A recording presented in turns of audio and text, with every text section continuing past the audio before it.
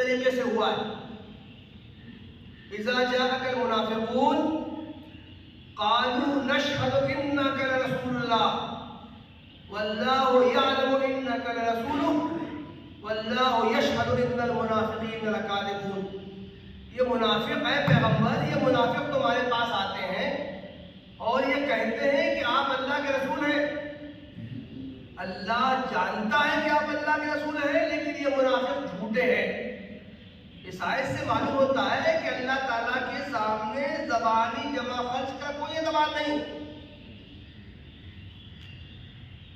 ایک شخص صحیح بات بھی کہہ سکتا ہے، لیکن اگر اس کے دل میں کھوٹ ہے، دل میں فساد ہے، تو اس کی صحیح بات کو بھی اللہ تعالیٰ کہتا ہے یہ لوگ بالکل جھوٹے.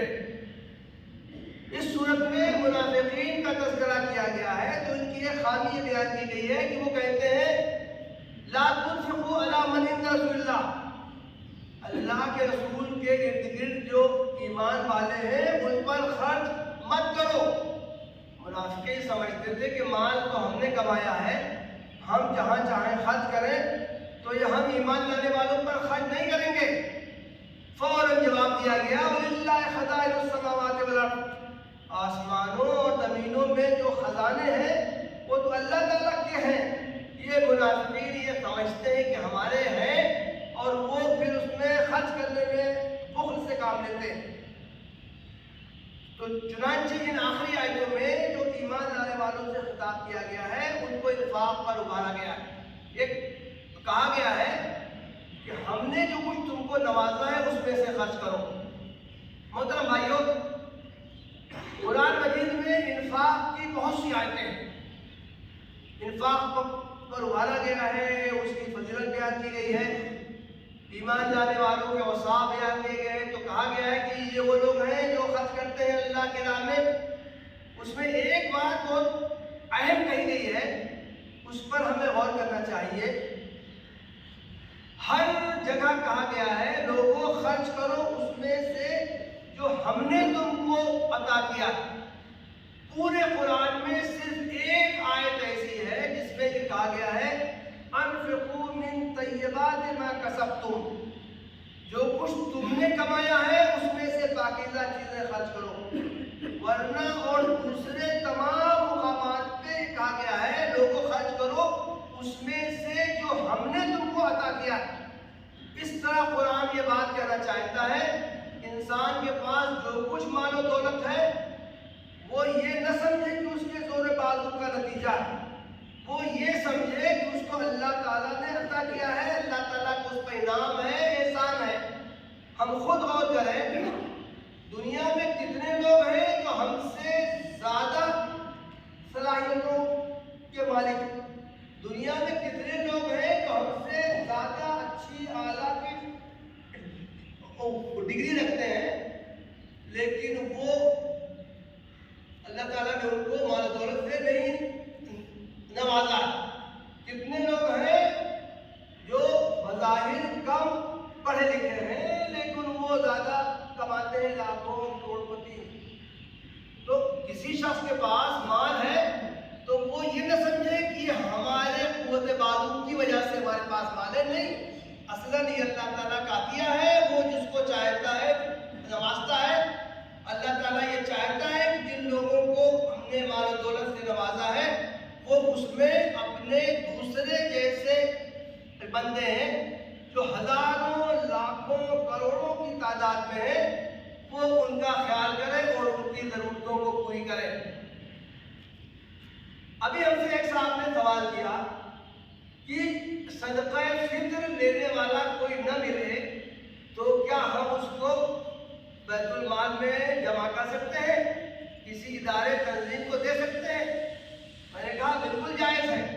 صدقہ فطر کی اجتماعی جمع و تقسیم کا تصور عہد نبوی میں بھی ملتا ہے، لیکن ہم اپنی آنکھ تو کھول کے دیکھیں ہمارے ارد گرد 10-20 نہیں سینکڑوں لوگ ایسے ملیں گے جو صدقہ فطر کے بھی محتاج ہوں گے.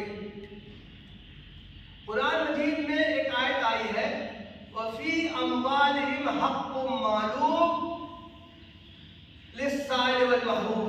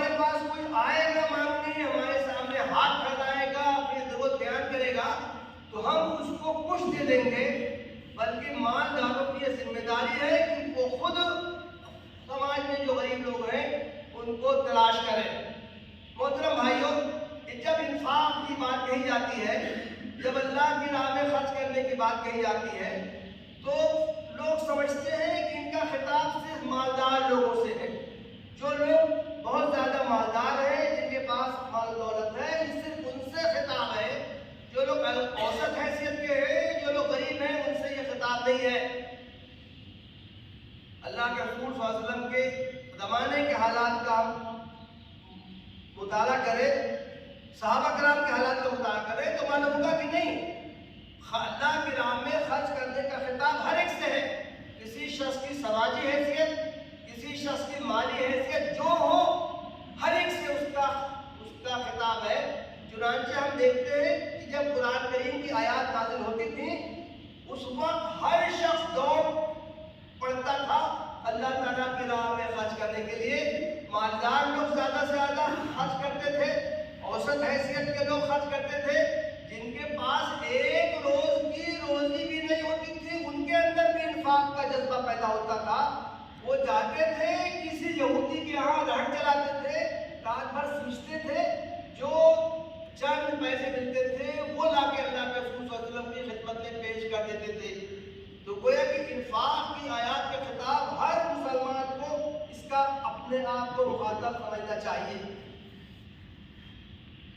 احادیث میں ایک بات یہ بھی کہی گئی ہے، خرچ کرنے کا جذبہ اس وقت نہیں ہونا چاہیے جب ہمارے پاس ضرورت سے زیادہ مال ہو تو ہم سوچیں کہ لاؤ کچھ خرچ کر دیں، نہیں، اس وقت بھی خرچ کرنا چاہیے جب ہم خود اس کے ضرورت مند ہوں۔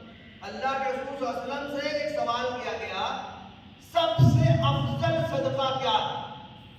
اللہ کے رسول صلی اللہ علیہ وسلم نے بڑا پیارا جواب دیا۔ آپ نے فرمایا ان تصدق وانت صحیح شہید تخشى الفقر۔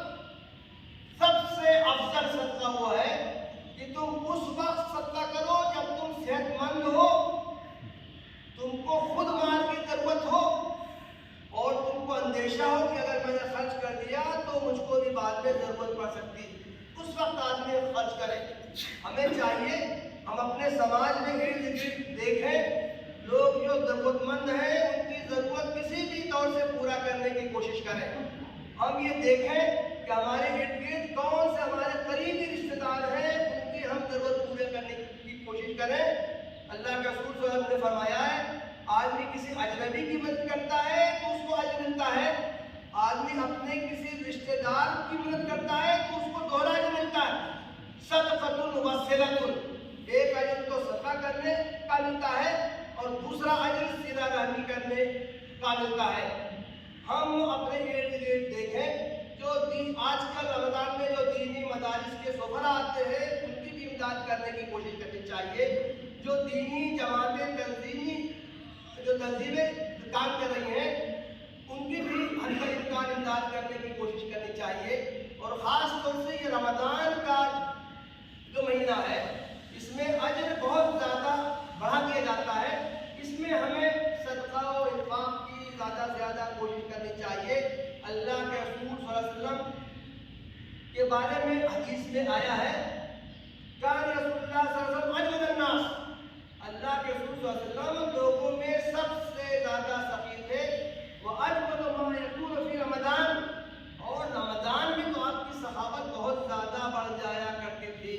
تو محترم بھائیوں، یہ جو قرآن مجید میں اللہ کی راہ میں خرچ کرنے کا جو حکم دیا گیا ہے، جو اس کی ترغیبات کی گئی ہیں، ان میں ہم میں سے ہر ایک کو ان کا خود کو مخاطب سمجھنا چاہیے، اور ہم کو اللہ تعالیٰ نے جو جن نعمتوں سے نوازا ہے، جو ضرورت سے نوازا ہے، اس میں اللہ کے دوسرے بندوں کا بھی حق پہچانے کی کوشش کرنی چاہیے۔